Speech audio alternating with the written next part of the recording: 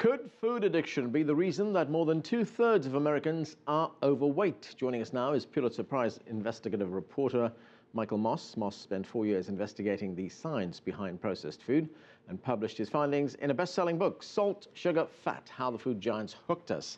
Also joining us is Anna Lappé. Lappé is a best-selling author and educator known for her work as a sustainable food advocate and co-founder of the Small Planet Institute. She joins us from California.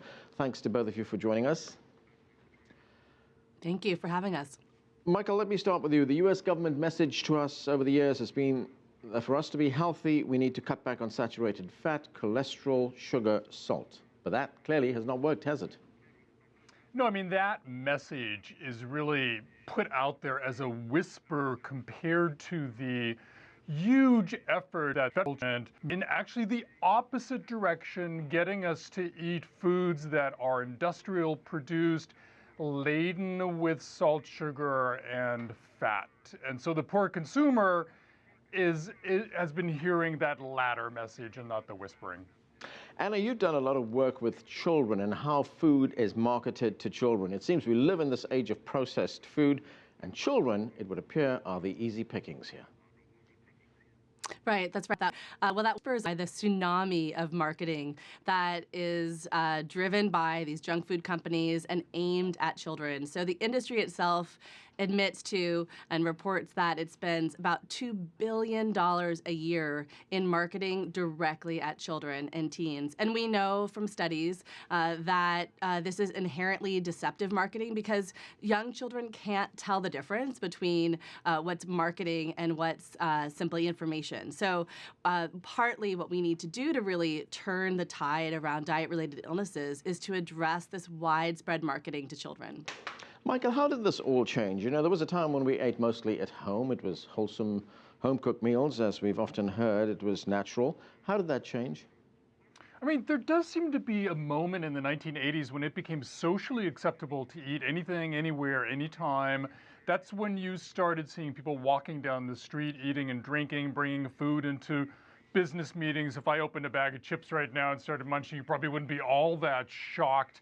And that played right into the hands of the food giants who began making more and more food you could eat with one hand mindlessly, and that overpowered the part of our brain that puts the brakes on overeating. Right, we've seen that both with adults and children eating with one hand and mindlessly, as you point out. And I want to get into some specifics here. How are the food giants marketing specifically to children?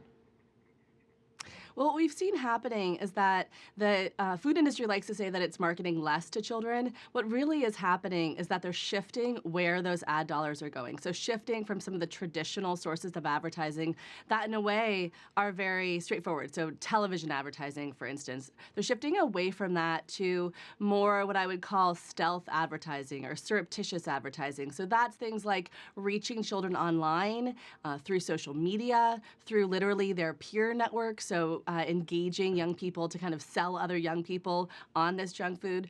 They're doing things like McDonald's banner website, happymeal.com, is a website aimed at preschoolers that effectively is marketing for McDonald's. Right, and have you found that when children get hooked on these things, these brands, if we can put it that way, it goes with them all through their lives? Yeah. Well, Ray Kroc, the founder of McDonald's, he's famous for saying, if you have $1 to spend on marketing, spend it on children. And in Michael's book, he does such a fabulous job of showing this really incredible power of once you kind of get hooked on this food early, you really are consumers for a lifetime. And so that's why talking about how do we rein back that marketing to children is so important. All right, Michael, let's talk about your book. You've written an entire book on how the food industry set themselves the goal of creating this addictive, unhealthy product that is eaten by everybody, children, adults included. Tell us about that and how do they go about that? Well, thanks, Anna. And Anna, I think Anna's got that right. And interesting, there's no company that the food manufacturers admire more in terms of their marketing power than Coca-Cola.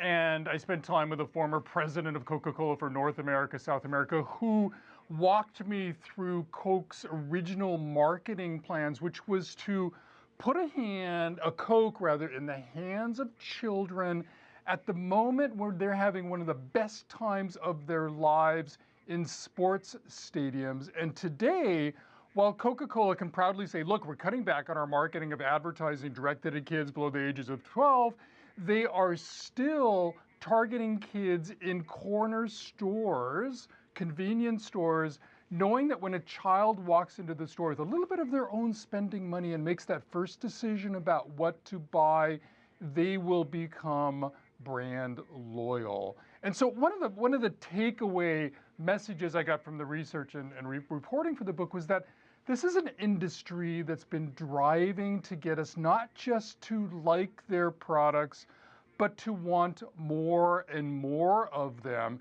And it's an industry that itself is incredibly dependent on huge amounts of salt, sugar, and fat to keep us hooked on their stuff. And when these food scientists, Michael, went about creating these products, were they aware that they were creating something that was unhealthy and it was addictive?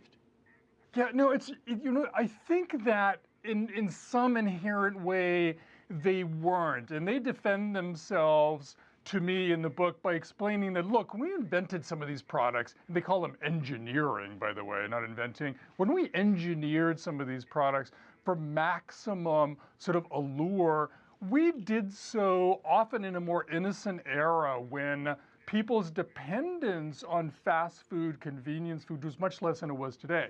And so suddenly a product that used to be an occasional treat has become an everyday, many times a day sort of phenomena. And I think they can justly say that things moved onto them partly because of the power of the products.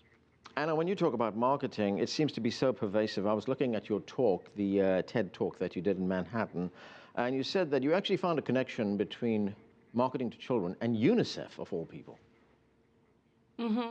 Well, that's the thing when you start digging into this, you start seeing kind of some unholy partnerships that surprise you. I remember discovering there was a partnership a few years ago where Coca-Cola gave the American the American Dentist Association millions of dollars. So one of the things that you see, again, sort of in that stealth marketing way the industry works now, is you start seeing these food companies giving millions of dollars in charity to groups that are on the surface really about promoting children's health. But what you see is that when you have a company like Coca-Cola spending several $1 million to a children's hospital, for instance, that is just a rounding error in the revenue that they make every year. So these companies are spending a few $1 million on the one hand while they're spending billions on the other to market their products. I mean, just to give you one example, I was looking at the ad budget for Kellogg's Frosted Flakes, and that company spent more in 1 year marketing Frosted Flakes to children than the American Centers for Disease Control spent that same year in their program for obesity prevention, nutrition, and physical activity. So you're just talking about a playing field that is not level. You're talking about, again, just so much marketing aimed at children and done in these very stealthy ways. You know, there's, Anna, there are entire corporations and entire industries dedicated to collecting information about adults and their consumer habits, their consumer behavior. Are you finding the same things now being done with children as well? Oh, absolutely. And again, this is sort of this wild west of marketing to children online. When you start seeing how companies are engaging with Facebook, engaging with other forms of social media, engaging with websites, and really enthralling children through interfaces that look like games, but really they're about capturing your data. And yes, these companies will say, well, we have privacy policies that make this really clear. And there are privacy policies that are almost laughable. I was looking at Kraft Macaroni and Cheese has a website that's called Make Art, Not Dinner, and it's all about making games with their macaroni. But when you look at it, you realize this is really just a fancy advertisement for their mac and cheese products. And yes, they have a privacy policy that you can click on. The font is like, 7-point font. You click on it, and several thousand words into the privacy policy, it literally says something like, okay, kids, now be sure to ask your parents if you can give us your information. I mean, what 10-year-old is going to read that privacy policy? So there is this real concern about how much the industry is moving into social media and moving into this online space without much regulation and much controls and protection for children. Right, Michael, there we had the example of mac and cheese. I was reading a review of your book, and it said that you were particularly fascinated by a completely new food category. you were fascinated by Kraft's near billion-dollar line of Lunchable snack trays. For those of us who don't know, what is that? Lunchables is a TV dinner type tray that Oscar Mayer and then acquired by Kraft began making back in the 80s to sell to parents, to give to their kids, initially as a treat to eat at school. And it's typically made of small pieces of meat, cheese, crackers, to be eaten cold on the lunchroom. It then morphed into things like pancakes and pizza and hot dog and hamburger Lunchables, all to be eaten cold. And while some versions of over the years have been extremely loaded with amounts of salt, sugar, fat, and kudos for Kraft for cutting back a little bit on that, it sort of ushered in this era of food in the grocery store that's mimicking fast food. And I think that nutritionists have seen this as a huge threat to families wanting to do better by their own health and their family's health. Because look, we walk into the grocery store and I think we instinctively lower our guard and think that products in there are there to make us healthier. And things have changed over the years. Okay, we will continue the conversation, but we are going to have to take a break right